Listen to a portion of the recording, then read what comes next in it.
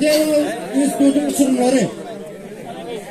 Sport konusunda vilayatta keng edek çempiyon olan pelvanlar. Yurdumuzda. Görüşün pelvanlar, görüşün. Mavi ekli sondan olan.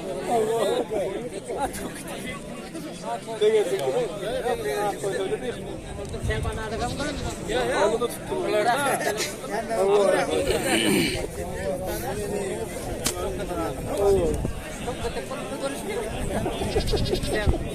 Sen oraya mı ne davranıyorsun?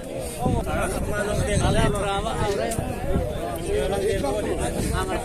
Arkamda kalk çocuğun. Arkamda kalk arkamda. Sana sen görüyorum nerede olmasın da pelvan. Vuralama mümkün mü? Pelvanın görüşün kalkması sağlarından beri görüşün pelvanlar. Çünkü sırasından tanıyorsun.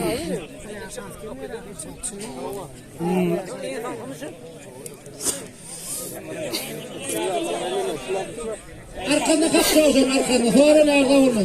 Az ne diyeyim ettim. Allah kızlarına Allah koruş. Allah kızlarına bakmasın. Bol. Bayrak tüysün okudum bayrak. Abi kavullar. Aylanın emin. Osman pelvan vardı. Koyun pelvanı. Nerede darıman durmuyor. Oyun ettiler.